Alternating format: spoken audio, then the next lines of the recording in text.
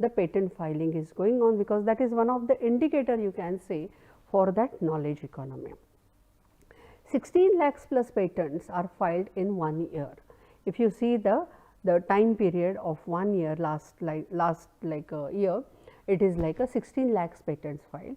And if you see the leading economies, China is the leader, number 1, second is USA, next is Japan, next is Korea, then France and Germany, and then you can see the whole details here in this particular figure which we have shared with you.